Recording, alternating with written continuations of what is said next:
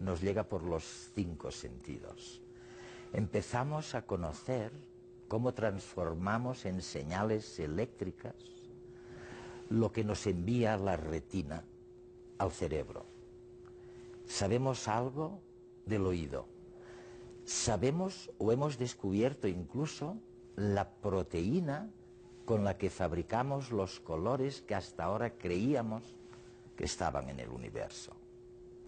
Empezamos a sospechar incluso que nos comunicamos químicamente mediante feromonas como los insectos. Pero lo que no sabíamos, lo que no podíamos imaginarnos, es que sin la memoria no existe el mundo ni el universo.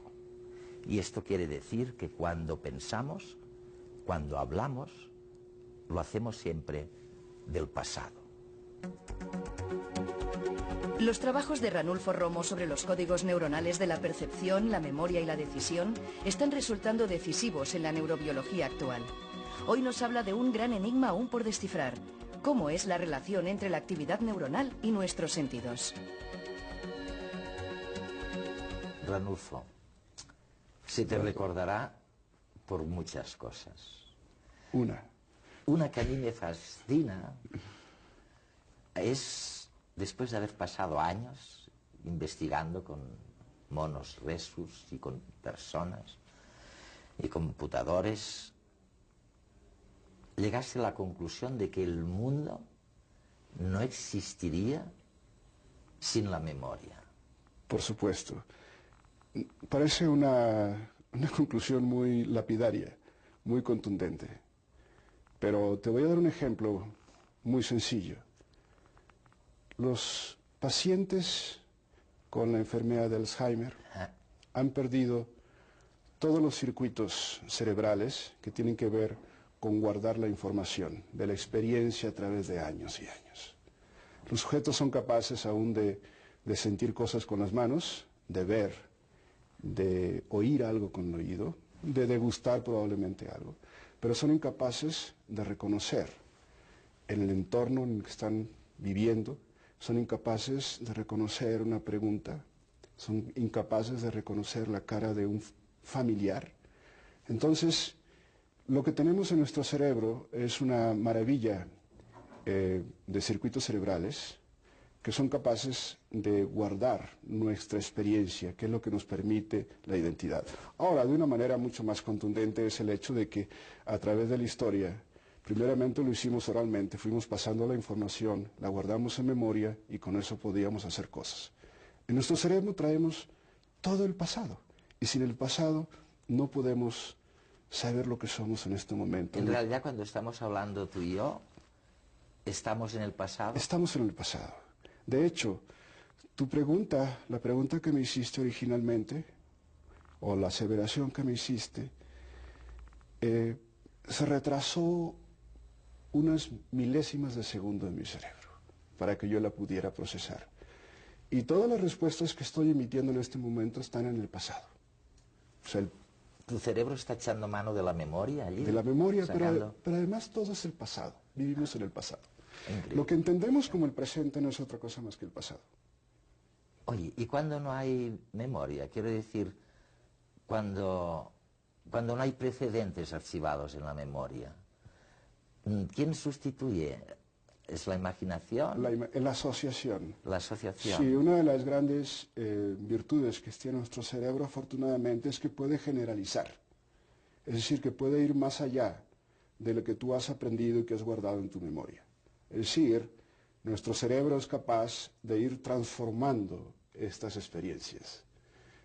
Y nuestro cerebro puede transformar también la información que aporta la realidad.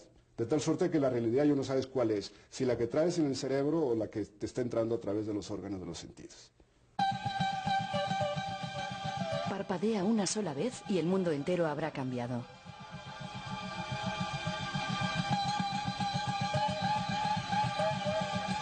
A nuestro alrededor todo está en continuo movimiento.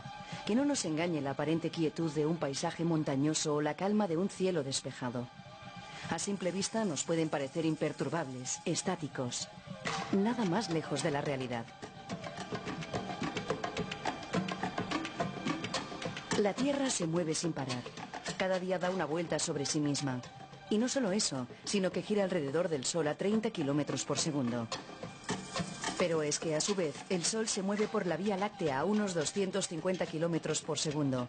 Y la Vía Láctea también navega por el universo a más del doble de esta velocidad.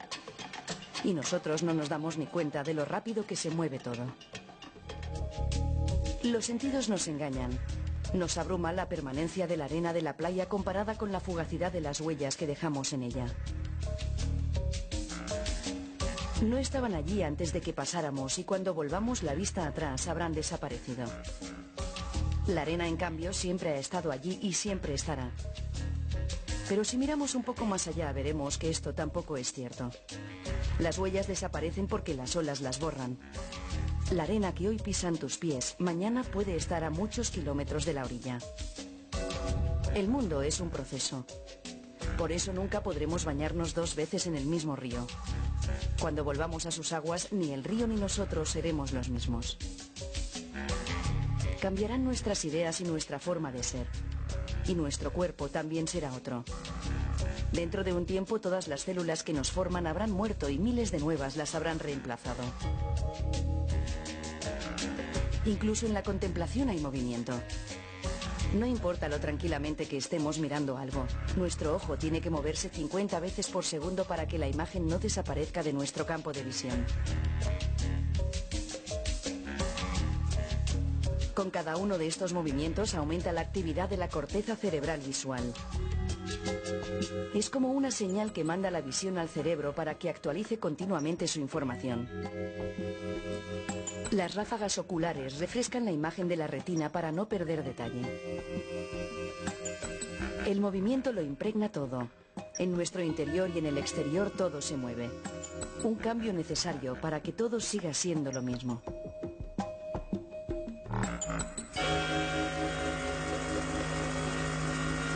Recuerdo una de las cosas que dices después de experimentar con los monos rhesus con mucho cuidado. Dices que a medida que prolongas el estímulo sensorial al mono, en la misma medida disminuye la intensidad de la descarga neuronal. En otras palabras, es como si el tiempo, la prolongación del estímulo, produjera una adaptación neural que en un caso muy particular en el que estoy pensando ahora, la vida de una pareja, podría llevar al desafecto, ¿no? Bueno, como te digo, ya que estamos platicando, pues trataré de elaborar un poquito. O sea, sí, basado en nuestro trabajo de investigación, en ese ambiente frío, minimalista del laboratorio, donde se ponen a prueba hipótesis de trabajo, donde los estímulos ya no son tan naturales, no es como ocurre en nuestra vida diaria, sino que son controlados por las computadoras, y etcétera, y vamos con nuestros micrófonos a escuchar el lenguaje de las neuronas directamente.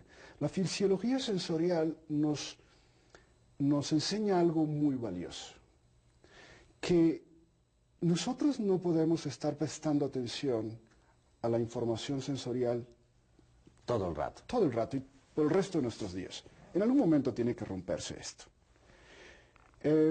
Y lo que hemos observado en el laboratorio es que la atención de este observador que tenemos en el cerebro, o que está en el cerebrito del mono, se enfoca en un periodo limitado de la presentación del estímulo. Este estímulo que puede durar, vamos a decir, una hora, por decir algo. Entonces las neuronas lo que hacen es que en los primeros segundos prestan atención a esta información y van decayendo poco a poquito. Se van como, ya no miran a esa información. Aunque siga. Y aunque el estímulo esté presente ahí. Esto nos indica que nuestro cerebro no puede estar mirando o escuchando permanentemente lo mismo. Entonces, lo que el cerebro hace es detectar transientes, cambios que son relevantes en nuestra vida. Es como cuando estamos comiendo. Entonces no podemos estar comiendo el mismo sabor puede ser pierde un interés en el platillo, ¿no? O poner cara de asco todo el rato. Cara de asco. ¿No? O estar escuchando la misma explicación de un colega. Dice uno, ya, perdí mi atención. Las neuronas reflejan esa adaptación. Y es un mecanismo adaptativo que les permite a nuestro cerebro enfocar su atención en un instante de tiempo. Y las neuronas, que es en nuestro cerebro, reflejan eso. Ahora, en relación con la vida en general, yo creo que hay algo de eso también. Hay algo.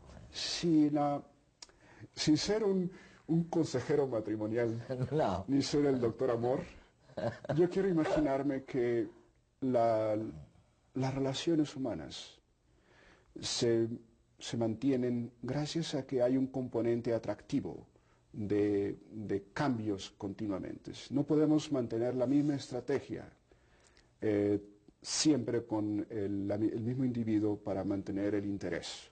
Tenemos que hacer variaciones del mismo tema. Es como estás tocando una pieza, pues ahora hazle algunas modificaciones aquí para llamar la atención. Así te ves tú. Y así te ve tu cerebro. Este homúnculo desproporcionado representa el espacio que ocupa cada una de las zonas de nuestro cuerpo en el córtex somatosensorial. En esta zona de la corteza cerebral se centralizan todos los estímulos sensoriales que capta nuestra piel. La cara es muy grande, especialmente la lengua y los labios. La fineza perceptiva de estos órganos es básica. En la lengua reside el sentido del gusto y nos ayuda a distinguir los sabores. Tenemos papilas gustativas repartidas por toda su superficie. El sabor dulce o salado lo sentimos en la punta de la lengua. Lo amargo lo detectamos en la parte posterior y lo ácido a los lados. Los labios también son muy importantes. Gracias a su extrema sensibilidad, los bebés encuentran el alimento cuando aún no pueden ni abrir los ojos. Pero sin duda las manos son el órgano más grande del homúnculo. Desde que éramos monos, han sido nuestra herramienta principal y aún hoy nos sirven para hacer cosas básicas para sobrevivir. Son nuestras exploradoras más eficaces. Cuando no conocemos nuestro entorno, palpamos todo lo que nos rodea. Nos sirven para transmitir los sentimientos. Necesitamos tocar y que nos toquen. Los estímulos que captan las yemas de los dedos desencadenan sensaciones en nuestro cerebro. Nos gustan las cosas suaves, pero no las ásperas. Preferimos las cálidas a las que están muy frías o muy calientes. Utilizamos las manos para medirlo todo. Nos proporcionan una información indispensable y nuestro cerebro lo sabe. Por eso destina al procesamiento de la información que le llega de las manos muchas más neuronas que para otros territorios de nuestro cuerpo. El número de receptores de cada zona determina el espacio que ocupa en nuestro cerebro. Y en las yemas de los dedos tenemos muchos más receptores que en cualquier otra zona.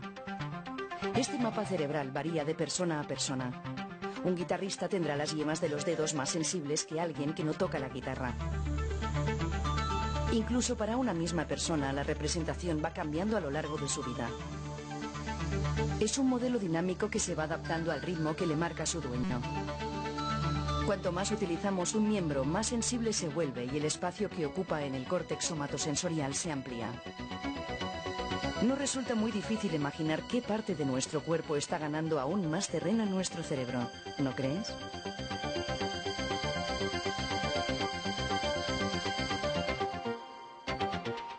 Te voy a poner o hablar de un tema que me ha fascinado durante muchos años, que he discutido con mis amigos artistas que tienen una fijación por los colores, ¿no? Y te voy a decir de qué se trata. Yo voy por la playa, por ejemplo, andando y me echan una pelota y en, oye, milésimas de no sé qué, sé del volumen de la pelota, a la velocidad a que me ha venido, de dónde me ha venido, y ya agárrate, la veo roja o la veo verde, veo colores, veo colores. Y cuando hablo con vosotros, me decís, estos colores no están en la naturaleza, están en tu cerebro. Y cuando yo hablo con mis amigos pintores y les digo que no están en la naturaleza, bueno, me correrían a palos y me dicen que eso... Oye, hablemos un poco de la percepción de los colores. Esto es fascinante. Hace unos 4 años estuve en una charla con otros colegas no en una audiencia como la que tú tienes, pero un poquito más limitada. Pero el tema que a mí siempre me ha fascinado es la representación de la realidad en el cerebro. De hecho, ese debería ser mi proyecto de investigación. Porque yo quiero saber cómo se representa la realidad. Y entonces, cuando yo le dije a un colega que la realidad estaba en el cerebro, puso el grito en el cielo y me dijo, pero si ahí están las estrellas. Esas físicas, ahí están, y aquí están las piedras, y aquí estamos sentados. Sí, pero estamos sentados y están las estrellas, y estamos sintiendo todo gracias a nuestro cerebro, porque la realidad está en el cerebro. Entonces, esto es una paradoja. Una paradoja que la realidad esté en el cerebro cuando sabemos que hay una realidad física. O sea, no hay duda que el mundo existe, los mares están ahí y el cosmos. Tan es así que nuestros cosmólogos, los astrónomos, han trazado la evolución del universo con una discusión del huevo y la gallina permanentemente, ¿no? Que es verdaderamente interesante. Y con esta realidad que está en nuestro cerebro hemos construido todo nuestro universo. Porque yo no sé cuál será el universo del mono. No sé cuál será el universo de la rata.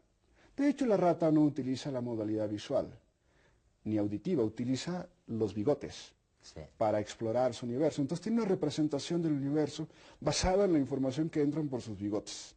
Nosotros los primates superiores, que es lo que creemos que somos, generamos una realidad basada en las propiedades limitadas que tienen nuestros órganos de los sentidos y que las amplificamos a través del mecanismo que propuso don Santiago Avalanche en conducción, de estas representaciones neurales, dependiendo de la importancia que tienen. Pero no hay duda de que estas están en el cerebro. Ahora, lo interesante para el color y la forma y en tercera dimensión. Porque yo puedo ver, yo veo tu cara, yo veo el contorno, pero en realidad la entrada de la información en mi aparato visual es plano, es en 2 dimensiones. ¿Sí? Y mi cerebro se encarga de ponerlo en tercera dimensión, darte la forma. La textura como tal no existe, es una abstracción que hace, es un agregado que le pone el cerebro, así como también el color. Entonces ese color que nosotros creemos que tienen los objetos es una construcción central de nuestro cerebro, que después, interesantemente, lo proyectamos hacia afuera. Todas las proyecciones, es como te diré, el cerebro interno se vuelve exocerebro, mandando proyecciones hacia afuera. ¿Sí? Entonces, yo puedo evocarte sensaciones activando artificialmente ciertas zonas de tu cerebro, y lo interesante de todo es que son internas en el cerebro, pero las expresiones subjetivas de esas sensaciones o esas percepciones son hacia afuera. ¿Sí? Entonces, no me extraña que lo que defiende el artista, el pintor, es precisamente el color de los objetos. Y además, lo que no sabe es que esos colores tan interesantes que estás plasmando ahí son proyecciones del cerebro. Verde, azul, rojo. Actualmente tenemos palabras no solo para los colores, sino para sus tonalidades secundarias y terciarias. Pero no siempre fue así. El término medieval sinopia se podía referir tanto al rojo como al verde, al menos hasta el siglo XV. ¿Cómo podían fusionarse?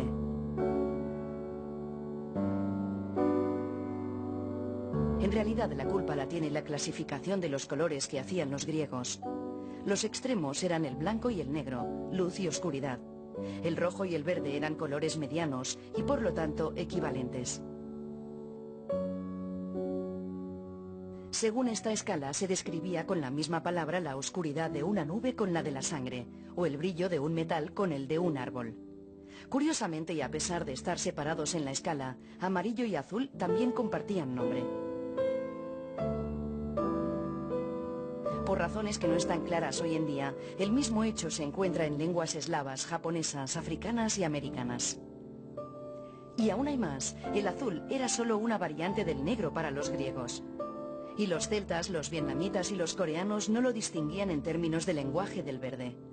Si a esto añadimos que el marrón y el gris tampoco tienen nombre en la mayoría de culturas, ¿quiere esto decir que algunos colores están discriminados? Pues sí, y existe un ranking que lo demuestra. El blanco y el negro son los número 1, y casi todas las culturas tienen nombres distintos para ellos. Después le sigue el rojo, y en la tercera posición, verde y amarillo. En cambio, azul, marrón, gris, naranja y rosado parecen captar menos nuestra atención como humanos. ¿Tendrá algo que ver con cómo vemos los colores? Si se hace atravesar un rayo de luz blanca por un prisma, se descompone en distintas ondas cuya longitud es diferente. Cada vez que vemos un color, en realidad, lo que estamos haciendo es identificar una de esas ondas. Las diferencias entre unas y otras son microscópicas, del orden de nanómetros. Y un nanómetro es el resultado de dividir un metro en 1000 millones de partes iguales. Es asombroso que cambios tan absolutamente pequeños sean los responsables de algo tan evidente para nosotros como los colores.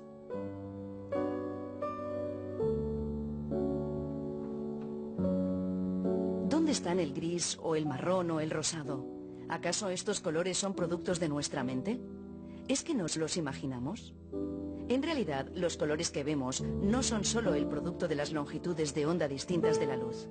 Por ejemplo, una hoja, intrínsecamente verde, puede ser percibida de maneras muy distintas. Por tanto, cuando nuestro cerebro elabora un color, lo hace a partir de varios ingredientes que recibe de las señales visuales. Dentro de nuestros ojos, unos sensores reaccionan ante la llegada de los rayos de la luz.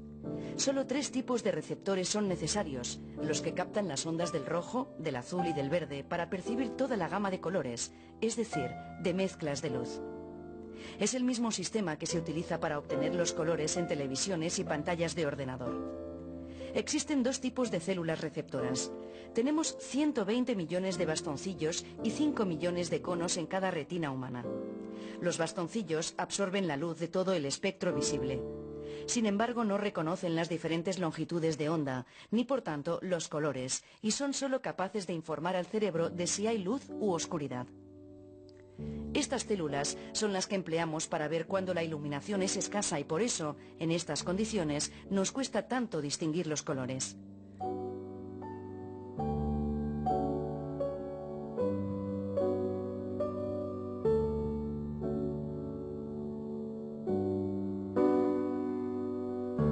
Los conos se clasifican en 3 tipos según su sensibilidad a la luz azul, verde y roja. Los conos de luz azul son menos sensibles que los otros 2 tipos y esa es la razón por la que cuando está muy saturado nos parezca relativamente negro. En último término, esto podría explicar la reticencia histórica de diferentes culturas por considerar al azul un color. La combinación de estos 3 tipos nos dan el resto de colores que contienen la luz. Sin embargo, el ojo hace algo más que captar longitudes de onda. Es sensible también a la intensidad del rayo, es decir, a la cantidad de fotones que recibe. A eso lo llamamos brillo. Y especialmente sensible en particular a la longitud de onda del amarillo y por eso nos parece más brillante que el resto de colores. Así nuestro cerebro construye algo llamado gris cuando nos llegan todas las longitudes de onda juntas pero a medio gas, luz blanca poco intensa. Y construye marrones cuando lo que recibe son rayos amarillos o naranjas a medio gas, poco brillantes. Una especie de gris sucio, salpicado de esas longitudes de onda. Pero además los rayos de los colores también se mezclan con la luz blanca, obteniéndose percepciones como el rosa, que no es más que rojo poco saturado, es decir, no puro.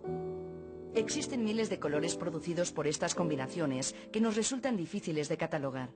En cambio, quizás una intuición nos ha llevado a lo largo de la historia a identificar fácilmente a los colores más puros. ¿Dónde acaba un color y comienza otro? Nuestras retinas son como una paleta de infinitas posibilidades. Somos nosotros quienes creamos el color.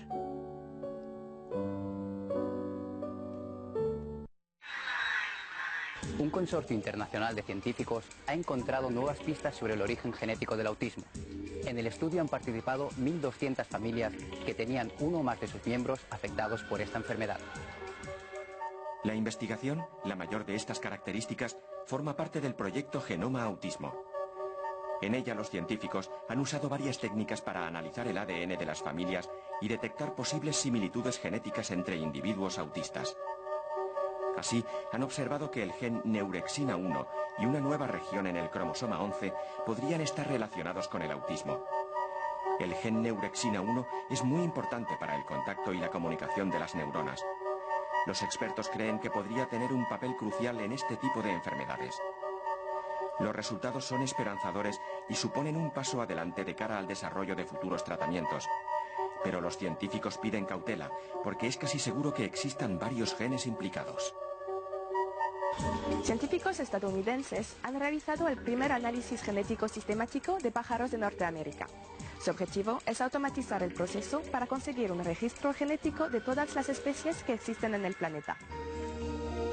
Los científicos han encontrado 15 posibles nuevas especies en las 643 de pájaros estudiadas desde el Ártico a Florida. Son tan parecidas a otras que desde hace siglos se han clasificado como la misma. Las pruebas genéticas se han realizado, por ejemplo, sobre una muestra de pluma. Según los científicos, cuando la secuencia de bases del ADN es distinta, en al menos un 2,5%, se puede definir una especie a pesar de que sea idéntica en las plumas, el canto o la morfología. Una diferencia de un 1% indica que ha pasado 1 millón de años desde la última vez que se cruzaron ambas especies. Los científicos esperan obtener el código de barras genético de la vida sobre la Tierra para el año 2014. En total, unos 10 millones de registros de ADN de unas 500.000 especies. Un equipo español ha encontrado en Siria el rastro de una ciudad de unos 5.500 años de antigüedad. Esto la convierte en una de las más antiguas de la historia. El hallazgo se enmarca en el proyecto Medio Éufrates sirio, un trabajo arqueológico que se desarrolla en Tayumeada, en la ribera izquierda del Éufrates. Los investigadores, que pertenecen al Consejo Superior de Investigaciones Científicas, han recuperado restos óseos y fragmentos de cuencos de cerámica. La datación de estos cuencos ha permitido saber que la ciudad descubierta es del mismo periodo que Uruk, una de las urbes más antiguas que se conoce. El periodo de Uruk, en torno a 3.500 años antes de Cristo, fue el momento en el que aparecieron las primeras ciudades. Gracias a los objetos que han encontrado ahora, los científicos obtendrán una valiosa información sobre la forma de vida, la alimentación y la organización de las ciudades de la época. En apenas 3 años, un proyecto estadounidense ha descifrado el genoma de 2.000 tipos distintos del virus de la gripe en sus variedades humana y aviar. La información podrá ayudar a desarrollar vacunas más eficaces. A pesar de que las vacunas de la gripe se actualizan cada año, la alta capacidad de mutación del virus impide que a menudo estas vacunas sean eficaces. El proyecto de secuenciación del genoma de la influenza se ha propuesto conocer mejor el virus de la gripe y extender esta información a toda la comunidad científica. Para ello han recogido muestras del virus en todo el mundo. Actualmente secuencian un promedio de 200 genomas al mes. La información que se va generando se puede consultar gratis en Internet, en la base de datos GenBank del Instituto Nacional de la Salud de Estados Unidos. Los datos permitirán a los científicos estudiar los factores genéticos que determinan la virulencia del virus. Así se podrán desarrollar nuevas vacunas, terapias y diagnósticos.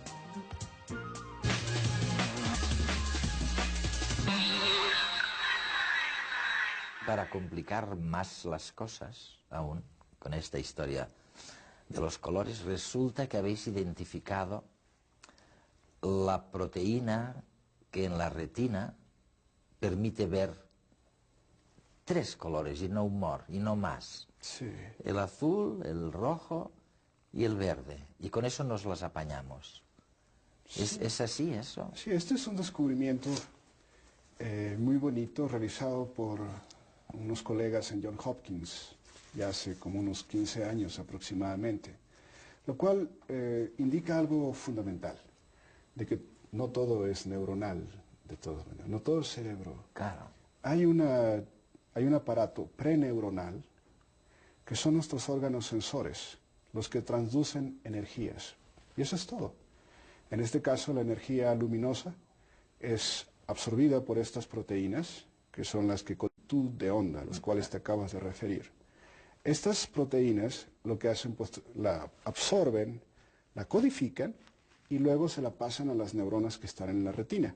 Y esas neuronas lo que transmiten al cerebro, y eso es verdaderamente lo sorprendente, son unas chispitas eléctricas que van temporalmente a lo largo de las ramificaciones de las neuronas, los circuitos cerebrales, hasta llegar a lo que se conoce como la corteza visual, que está en la parte atrás de nuestro cráneo. Ahí. Esa zona ahí se forma un mapa espacial, porque tenemos que localizar en el espacio algo.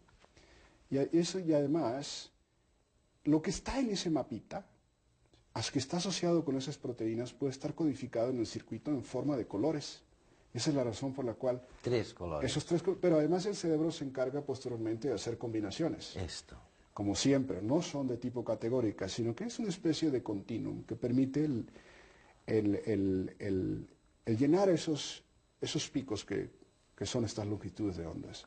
Y esto es una verdadera maravilla, porque esto ya es circuito cerebral, corteza visual de nosotros, ¿no? Y mi perra no tiene eso. Algunos animales no tienen la capacidad de que este circuito, ni tampoco tienen la proteína, esta que absorbe estas longitudes de onda, ni tampoco tiene el circuito neural que genera estos nuevos colores.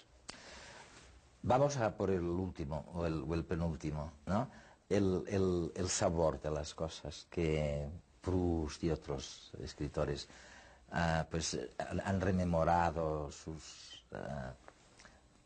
vida de jóvenes o de niños y dicen, es que recuerdo el sabor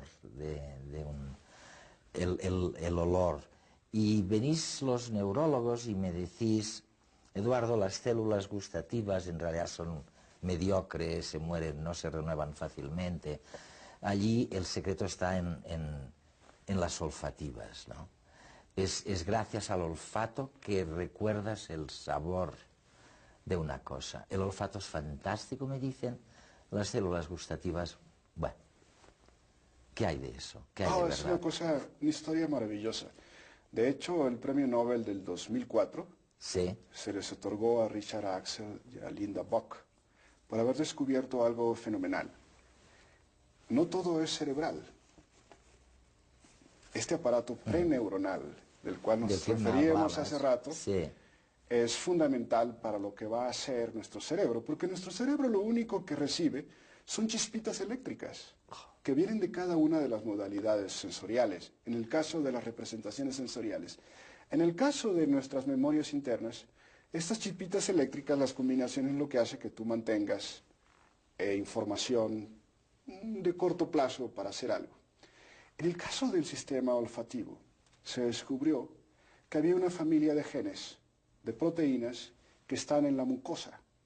Esas proteínas son muy específicas para ciertos componentes químicos, que no es otra cosa más que los olores, ¿sí?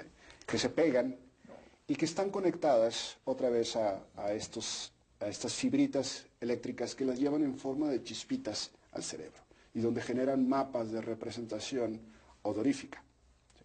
Ahora, lo fantástico de este asunto es que cómo es posible que el olor que tú experimentaste hace 30 años. Vamos a ponerle 30 años, ¿no? Sí. Para que no, si eres un hombre joven. Hace 30 años, de algún platillo exquisito que preparó la abuela, lo puedes asociar con sentimientos, con afectos, pero además con espacios visuales, acústicos y todo increíble. esto. Lo que pasa es que esta información que entra a través del olfato va a la parte más vieja de nuestro cerebro, que tiene que ver con la información en general. Es la parte más vieja que a través de la evolución filogenética de los organismos ha permitido guardar las memorias. Es por eso que los perros tienen una gran memoria. Son mucho mejor que nosotros. Los gatos, las ratas, etcétera, ¿no? Funcionan con estas representaciones. En nuestro caso las podemos recrear de una manera más linda, con aspectos emotivos. Y estos circuitos del cerebro están conectados con prácticamente todo. Y eso es lo único eso es por eso que te permite hacer asociaciones auditivas, visuales, afectivas y todo esto, que es una maravilla. Una parte de la sustancia íntima de las cosas ha de penetrar nuestras fosas nasales para poder olerlas. Y de ahí una relación estrecha entre el objeto y el sujeto que percibe la esencia. Confrontados diariamente con intensos olores, desde la cocina, el hospital y el cuartel de bomberos, 3 profesionales nos cuentan sus particulares experiencias olfativas. Hay olores que quedan en el chaquetón, hay olores que quedan en la ropa o en tu piel, y hay olores que incluso quedan en tu cerebro. Entonces, estos cuestan más de quitar. No es una tarea fácil. El olfato es el sentido mudo. No se entiende con el lenguaje. Es un olor, no sé, picante, un olor, ¿no?, característica, un singular. Es difícil describir los olores desagradables. Yo creo que los describes por analogía. Pues sería un olor de un queso fuerte. Un olor a fresco, a primavera en este momento. Cuando tú te vas de vacaciones 15 días y te dejas un bistec despistado en la nevera. A pesar de la dificultad para expresar, el olfato es para ellos una sensible y valiosa herramienta. Básicamente, donde sería importante destacar, cuando entras a un almacén, el olor te dirá mucho. Suelen ser derivados del petróleo, que ya son de por sí peligrosos, pero según qué tipo de olor ya te ponen en alerta, pues porque puede haber defragaciones, puede haber problemas importantes. Depende de la técnica que tú utilices, fijarás colores, fijarás sabores, texturas y olores también. Por lo tanto, un cocinero, aparte de no parar de observar lo que está sucediendo, huele. Y huele incluso al punto de un ajo. Un ajo tiene un baremo de olores magnífico, desde un crudo a un pochado, a un medio dorado, a un dorado como el oro, a un oscuro y a un quemado, que también es un perfume interesante. En la clínica, un olor nos puede detectar, una infección, nos puede detectar una anomalía. Hay afecciones en concreto renales que huelen a amoníaco, a urea. En realidad, verbalizar las sensaciones olfativas pasa por el filtro de la experiencia de cada uno. Por sus receptores nasales transita el olor del peligro y del socorro. Una de las formas, antes de entrar al piso, que nos encontramos es el olor característico de la muerte, ¿no? Que llegas a la misma escalera y ese olor pues es un poco singular. Entonces, alguien que no está habituado, pues quizá no sabría decir si es que se ha estropeado algo, si es un olor, y sin embargo, si lo has olido varias veces, pues es muy singular y no te confundes. Cualquier siniestro, a mí me gusta y quiero estar allí, ¿no? No porque me guste el siniestro, sino por estar allí. Entonces, cualquier olor de un siniestro, pues me gusta, porque quiero estar allí. Entonces, no es un olor, aparte del olor que hemos comentado antes, de la muerte, pues hay otras, muchas, que sí me gustan, desde el olor a un incendio, a la gasolina, al gas. Ella valorará los aromas del confort y de la salud, del remedio tras la enfermedad. Puede ser un fármaco. Recuerdo, por ejemplo, hay fármacos, hay antibióticos que huelen a remedio y para mí son agradables, ¿no? Quizá los olores que asocias tú con agradables en el hospital, todos están asociados al concepto de asepsia, de limpieza. Y en la cocina se tratará de una experiencia activa en busca de la fragancia más apetecible, armónica y equilibrada. Como todo arte, ¿no? La música también busca un equilibrio, y el equilibrio naturalmente es en la composición de los elementos. Ese equilibrio gustativo, un equilibrio que no esté pasado ni de sal, ni de picante, ni de grasa, ni de los elementos que lo componen, que sea fácil de comer, que notes que te sienta bien, que huela al límite seductor. Naturalmente primero te seduciremos por la presentación, muy importante, pero después ya entra en un punto que es casi la frontera, donde a ti te estamos diciendo si es comestible o no. El olfato es un sentido primitivo y precoz anterior al lenguaje. Se ha enriquecido con este para servir mejor en su papel para la supervivencia y de paso conseguir que en un rincón del límbico se estremezcan unas cuantas fibras de puro placer. Llevas, y no tienes por qué decirle a la audiencia tu edad, pero llevas, pongamos, 40 años investigando, 30 años. 30 años, sí. 30 años trabajando sobre la percepción y la neurología de esta percepción. Después de 30 años, ¿Ves que podrías pasar otros 30 profundizando en eso o que ya estás al borde de saberlo casi todo? No, yo creo que una de las cosas que el ser humano debe entender es que jamás podrá entenderse a sí mismo, porque es el cerebro tratando de entenderse. Y así como hemos discutido a lo largo de esta charla, que el cerebro nos engaña, el cerebro también nos puede generar una ilusión de que estamos en vías de poder entenderlo, de cómo funciona. Pero yo pienso que es una trampa. Y esa trampa es muy bella porque yo creo que nos va a mantener la ilusión de mantenernos activos, de que hay algo que podemos entender. El día en que lo entendamos, como ya hemos entendido cómo funciona el corazón, estos cardiólogos que hacen cosas maravillosas con el corazón, pero prácticamente el órgano cardíaco se sabe, toda su biofísica, toda su anatomía, toda su farmacología, toda su neurología, todo lo que tú quieras se sabe cómo repararlo ya. Entonces, nosotros tenemos la ilusión de que estamos cerca. Yo pienso que estoy muy lejos, aunque yo creo que si de las funciones que algún día vamos a entender muy bien, es precisamente la percepción. Y creo que estamos muy cercanos de entender cómo vemos, cómo miramos, cómo oímos, cómo escuchamos. Son dos cosas muy diferentes. Cómo sentimos, cómo elaboramos nuestras percepciones, cómo hacemos asociaciones entre estas cosas. Prácticamente lo que es la biofísica, la neurobiología de estos procesos los entendemos. Lo que no entendemos todavía es la parte subjetiva de nuestras percepciones. ¿Sí? De cómo emana nuestra subjetividad, que es la parte, yo creo, más atractiva del ser humano. Que es así como la memoria te da la subjetividad de Eduardo, como a mí de Ranulfo, y mis percepciones y tus percepciones, si bien pueden ser parecidas, no son idénticas. Están determinadas por todo esto lo que soy. Entonces, este aspecto subjetivo del individuo, yo creo que es lo que en los próximos años nos vamos a enfocar. Y de hecho es una de mis grandes pasiones. No sé hasta dónde pueda llegar, pero es como un marinero que se lanza, que se echa al mar y vamos a ver a dónde llegamos. ¿Qué tal si descubrimos América otra vez?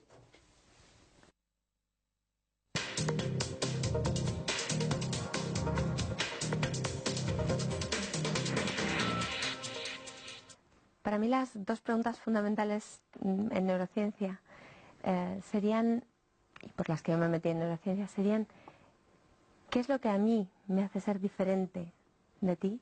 ¿Y qué es lo que me hace ser igual?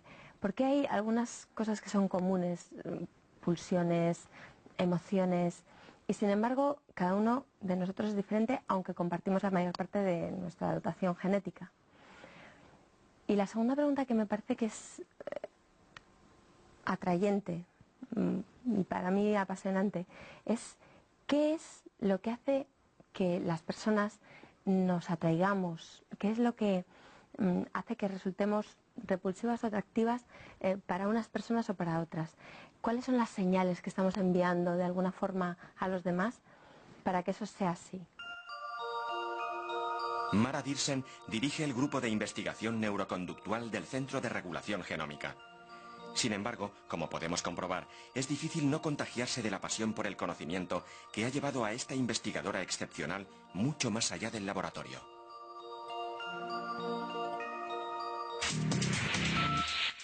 La imagen que estáis viendo es una imagen que es una reconstrucción virtual de lo que se llama una minicolumna cortical. ¿Qué son las minicolumnas corticales, diréis? Pues son grupos de neuronas que trabajan de forma coordinada y que se consideran que son la estructura mínima computacional de nuestro cerebro. Y nuestro cerebro está en esas minicolumnas tomando toda la información que posee de nuestros recuerdos, de nuestra experiencia, de nuestras emociones, de nuestras sensaciones. Lo está asociando, lo está procesando y de ahí tiene que tomar una decisión sobre qué vamos a hacer. Para que os hagáis una idea, para poder entender cómo funcionan estas microcolumnas, en este momento hay un proyecto europeo que se llama el Blue Brain, el cerebro azul, en el que se están utilizando computadores gigantescos, con una capacidad de procesamiento brutal, casi del orden de los que se necesitan para lanzar una nave al espacio, simplemente para entender cómo funciona una de esas microcolumnas, simplemente para poder integrar toda la información que tenemos acerca de cómo son los disparos neuronales, qué neurotransmisores, qué sustancias químicas se están liberando y cómo de ahí, de toda esa amalgama electroquímica, va a surgir finalmente el yo. Bueno, he elegido la palabra sinestesia porque es un concepto que siempre me ha interesado mucho. La sinestesia se considera enfermedad mental desde los años 70 y en realidad es que se superponen las sensaciones de dos sentidos diferentes o de un sentido y una emoción. De manera que son personas que pueden oler los colores, ver los sabores o para los cuales las emociones tienen un color, un sabor, un olor. Durante el romanticismo se pensaba que los sinestésicos eran personas privilegiadas, que tenían experiencias sensoriales que nosotros, las personas normales, pues no podemos experimentar nunca, ¿no? El hecho de poder mezclar de esa forma tan íntima los sentidos es algo que debe ser una experiencia muy, muy interesante. El libro que he escogido tiene un nombre muy bonito, se llama Fantasmas en el cerebro. Está escrito por un neurólogo, V. Ramachandran, que trabaja en la Universidad de California. Y a mí lo que más me gusta de este neurólogo y de este libro es que desde algo tan lejano a la neurociencia dura y básica como es la neurología, él llega a conclusiones muy acertadas acerca de procesos biológicos tan básicos como la remodelación de las estructuras corticales. Este libro, aparte de lo que tiene de ciencia, que es una ciencia muy asequible y que llega a todo el mundo, lo que tiene también es mucha humanidad y mucho de lo que la investigación tiene que ser aplicada a los pacientes y a las personas. Este otro libro es un libro que para mí tiene un significado muy especial, porque este es un libro de cuentos que mi padre escribió cuando tuvo él precisamente un problema neurológico. Él tuvo un accidente cerebrovascular. Aún así, y aunque quedó muy discapacitado, fue capaz de continuar su labor investigadora y escribió un libro de cuentos para sus nietos, que son las historias de un pescador de Puerto Chico, de Santander, en el cual él lo que nos refleja es esa capacidad de aprender de todo el mundo. No porque seamos científicos o porque seamos investigadores, no podemos aprender de los demás, al revés, seguramente podemos aprender más que nadie de personas tan sencillas como el viejo Cudón, como este pescador de Puerto Chico de Santander. Como objeto he escogido una piedra con fósiles que me traje cuando fui a Jordania del Mar Muerto. La he escogido porque para mí tiene un significado muy interesante. Tiene dos mensajes para mí. Por un lado, la impronta que pueden llegar a hacer las cosas, y eso en nuestro cerebro se traduciría en la memoria. No es nada banal. Realmente entender cómo es posible que una estructura finita como es nuestro cerebro es capaz de guardar una cantidad infinita de recuerdos es algo realmente apasionante y que solamente podemos entender si nos acercamos a ello desde el punto de vista molecular y celular. En este caso, además, hay otra cosa, y es que las marcas que quedan son todavía más permanentes y más indelebles cuando van acompañadas de algo que es muy importante, que es la emoción. El lugar que he escogido en realidad no es un lugar, o es un lugar virtual. Es lo que podríamos llamar una realidad paralela, si quieres. Se trata del mundo de la discapacidad.